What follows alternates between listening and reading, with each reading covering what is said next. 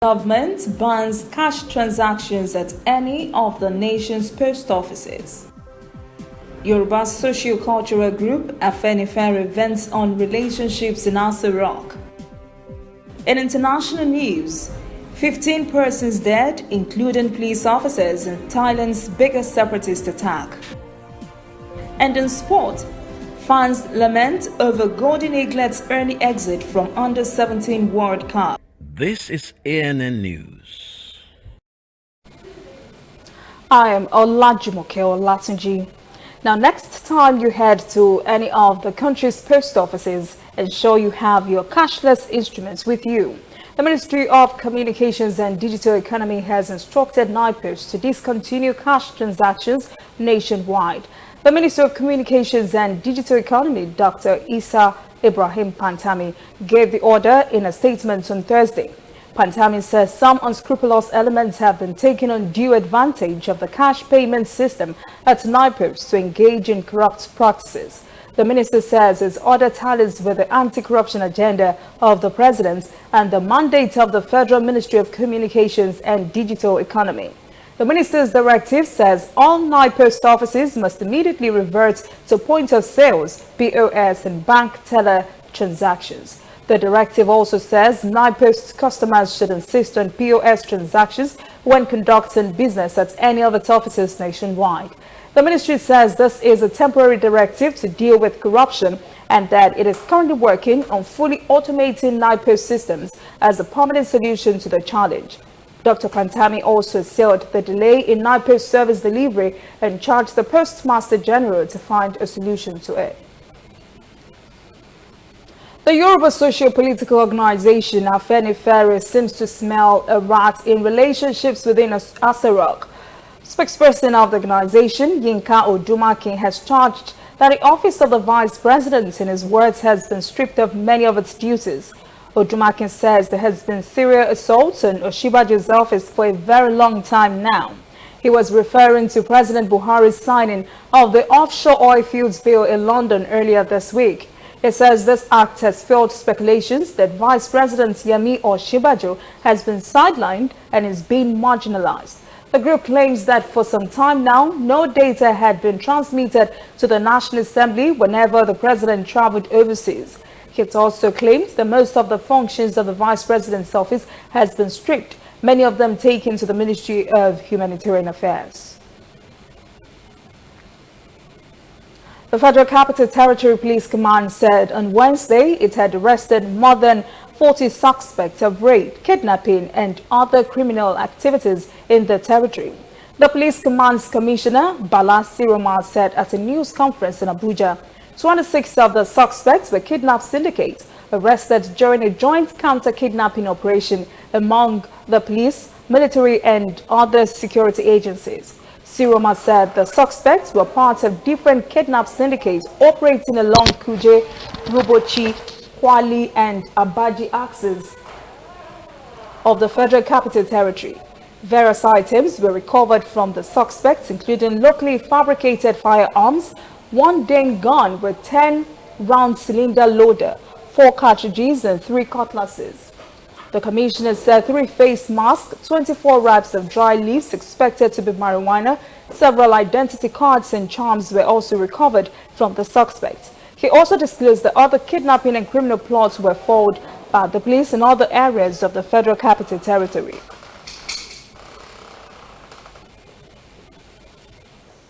A face-off is brewing between the Benue Youth Forum and herdsmen in the state under the umbrella of the Miyetti Allah cattle herders. The youths have issued a stern warning to the herdsmen to stop their attacks on the communities. It has also called on the international community to help unravel and prevent the Fulani's organized attacks on local people. BYF was angered by recent outbursts by the president of the association, Abdullahi Bodijo, during which he said the group will never apologize to anyone for the killings. Bodijo was also said to have railed against the open grazing prohibition and ranching's establishment law. He was quoted as saying, Benue people will know no peace until the law is repealed. In Ogun State, Governor Dakwa Abiodun has called for the deregulation of the petroleum sector to make funds available for road construction and the provision of other basic amenities. The governor made these comments when members of the Depot and Petroleum Marketers Association of Nigeria visited him in his office in Abeokuta on Wednesday. Abiodun said it has become quite difficult to provide infrastructure, so it has become necessary to embark on the deregulation of the oil sector. He said at least ₦1 trillion would be saved from deregulation. He said that money could be put into road infrastructure. The governor remarked that the deplorable condition of intra-city and township roads is the biggest problem confronting the people. He said even if only the roads were fixed and nothing else, the people will be happy. He said good roads would facilitate everything else, like moving from point A to point B, transporting children to school, moving products and produce to market, and going to work on good roads. A world-renowned oil engineer Bath Nwebe says the country will lose its rating in oil production in 30 years if nothing was done to harmonize the oil sector in Nigeria. It says non-passage of the Petroleum Industry Bill could also contribute to stifling oil production in the country. It said in the next 30 years, Nigeria will struggle to meet up to 1 million barrels of oil per day. The group managing director of Segas Energy Services made these comments on Wednesday at the 4th International Conference on Engineering Adaptation and Policy Reforms for Industrial Development at the Odumegu Ojukwu University of Uli, Anambra State.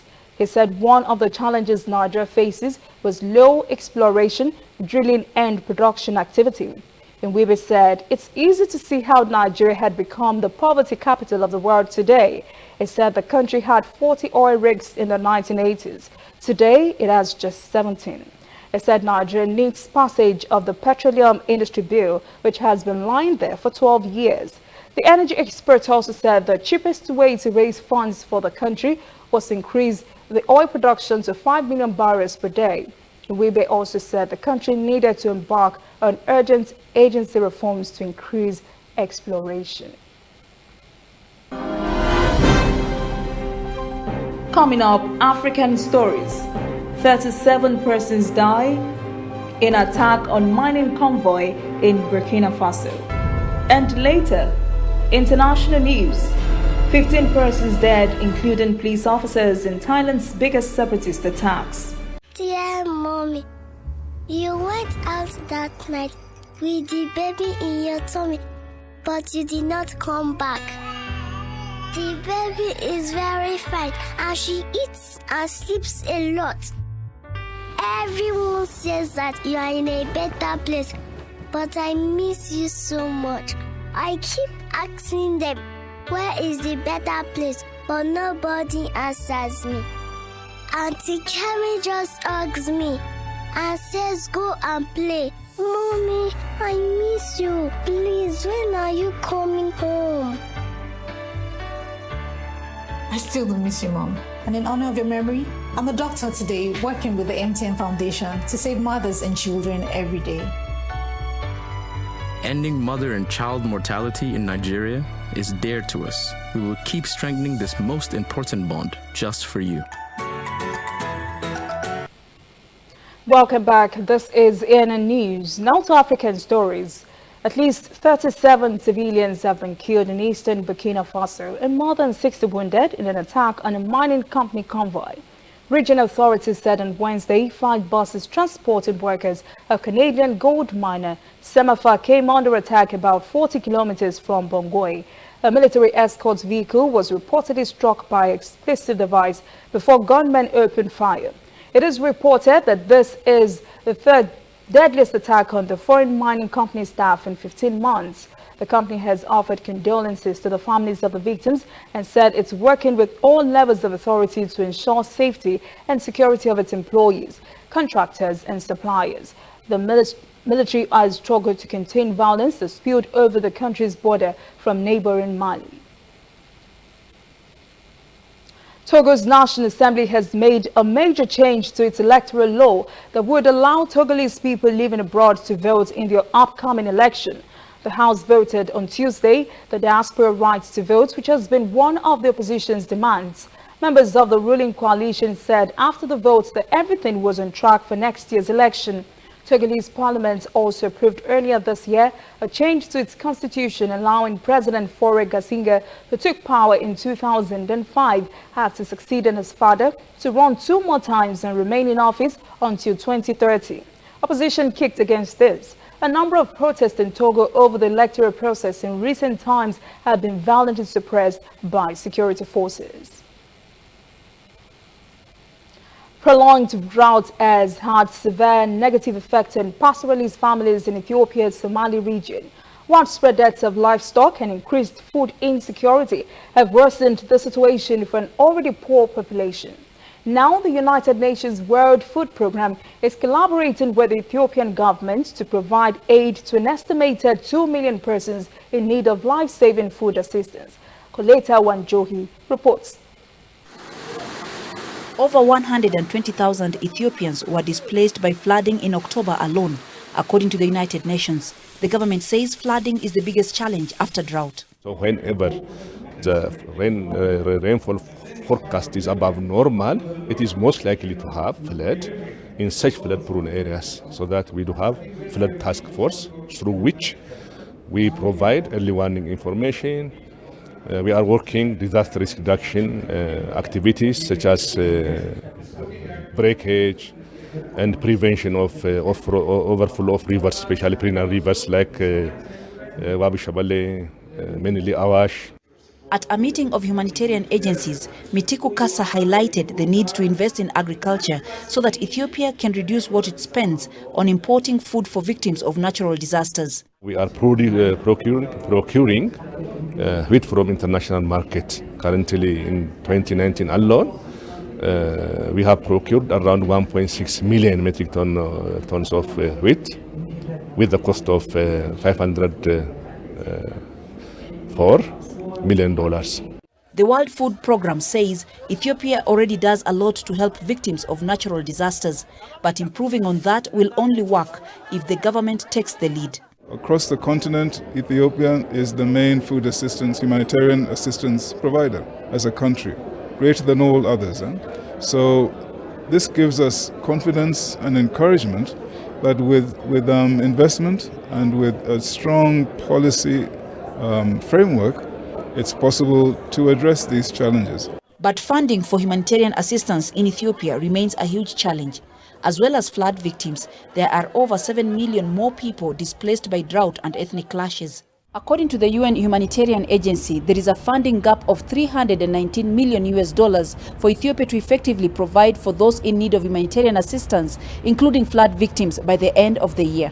While it waits for that investment from its own budget, Ethiopia must continue to rely on its early warning task force in flood-prone areas to evacuate people before they become victims of its brutal weather. Now, South African motorists are feeling some relief as fuel prices have gone down. The Department of Energy says the reason for the drop in prices was that crude oil prices fell last month. Reporter Sumitra Naidu has the details. South African motorists will take any relief they can get at this stage, but to many it's very little comfort. The petrol price has been extremely volatile this year. In January, a litre of the lowest grade of petrol cost around 98 US cents. Today, that same litre of petrol costs around $1.11 US cents.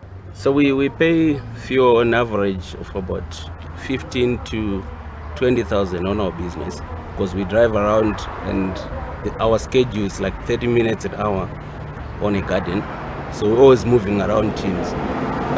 That's the schedule, that's the business. It's garden maintenance, and that's how we do business. So we pay a lot. Well, it helps us all, but we still have to pay it, don't we? So it doesn't really make any difference. It just might help inflation a little bit, food prices, etc., because it all costs. That's the problem, isn't it? Always good when the petrol price decreases, because it puts more money in people's pockets, and at the moment people are struggling. So any decrease in the petrol price is always welcome and good news for people and the economy.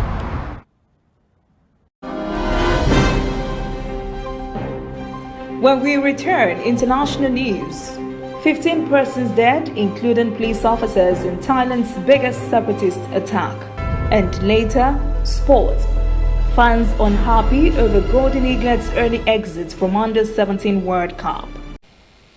Welcome back. This is ANN News. On the foreign scene, 15 persons, including police officers, have been confirmed dead in a separatist attack on a security checkpoint in Yala province, southern Thailand. The attackers used explosives and then scattered nails on roads in an attempt to slow down people chasing after them. This has been described as the biggest attack on Thailand in the last few years. BBC's Thai service reports some of the injured remain critically ill. These volunteers are usually civilians who have been trained to use weapons and are tasked with protecting the village. The separatist rebels are seeking some form of independence in southern Thailand. China and the United States have agreed to roll back tariffs on each other's goods in phases as they work toward a deal to put a stop to their months-long trade war in phases. Spokesman at the Commerce Ministry, Guillaume Fang, says in the past 2 weeks, top negotiators had serious, constructive discussions on how best to de-escalate these trade tensions.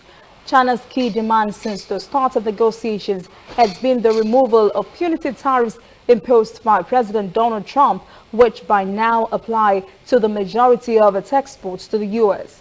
Gill says the proportion of tariffs cancelled must be the same, and how many tariffs should be cancelled can be negotiated. Reports say Chinese negotiators wanted the U.S. to drop 15% tariffs on about $125 billion worth of Chinese goods that went into effect in the beginning of September.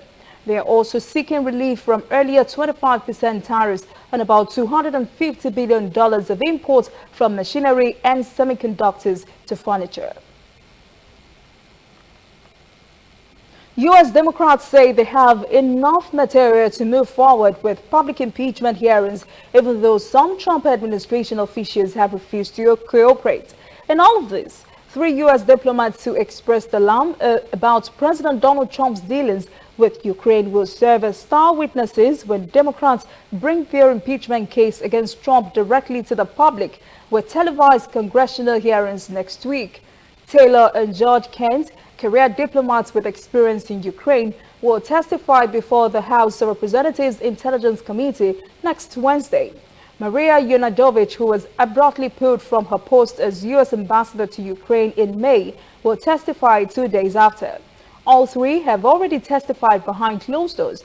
Analysts say televised public hearings featuring U.S. officials testifying in Congress about alleged wrongdoing by Trump could crowd out other issues like the economy and immigration as voters turn their minds to the November 2020 election. Mauritians will have their first chance to decide if Prime Minister Pravind Jugnauth should continue to rule since he was handpicked for the job when his father stepped down more than 2 years ago. For the first time in decades, 3 distinct political blocs will vie for power in the legislative elections. Nearly 1 million voters are registered for the parliamentary election in Mauritius, a state with democracy in the Indian Ocean, which gained independence from the United Kingdom in 1968. The 57-year-old is asking voters to judge him on his short time in office, pointing to his record on modernizing public infrastructure and economic reforms in the former British colony. But he faces 2 opponents who say his appointment to the island's top job amounted to little more than nepotism. Observers expect a very smooth election.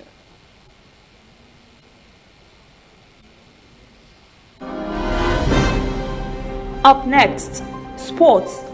Fans lament over Golden Eaglet's early exit from Under-17 World Cup. Demand coach Garuba's sack letter. Stay with us. Welcome back. This is ANN News. In sports, fans have expressed shock at 5-time champions Golden Eaglet's early exit from the ongoing FIFA Under-17 World Cup. They are demanding the Nigeria Football Federation sack coach Manu Garuba for what they call a setback for the team. Comments by a majority of the fans on social media blame Garuba for Nigeria's early elimination in the tournament. Some of the fans wondered why Garuba refused to change the team's tactics after noticing a shortfall in the defense and midfield. Australia's women's soccer team has scored a victory in their struggle against unequal pay in sports. Australian soccer's governing body and players' union have closed the pay gap between the men's and women's national teams. The 4-year deal entitles the women's Westfield Matildas and the men's Caltex Socceroos equal split of commercial revenues. It warrants players 40% of prize money on qualifying for a FIFA World Cup, which is an increase from 30%. It also includes improved parental leave benefit. Football Federation Australia's chairman Chris Nuku says this is another huge step toward ensuring that all soccer players live the values of equality, inclusivity and opportunity. It says, quote, for the first time, players' remuneration will be directly tied to the revenues generated by our national teams. Good for them. And that is the news this evening. Thank you for joining us. For details on these and other breaking stories, visit our website, annafrica.news. Conversation continues on our social media platforms, Twitter, Instagram, and Facebook at ANN Africa TV. I am Olajumoke Olatunji. Have a pleasant evening.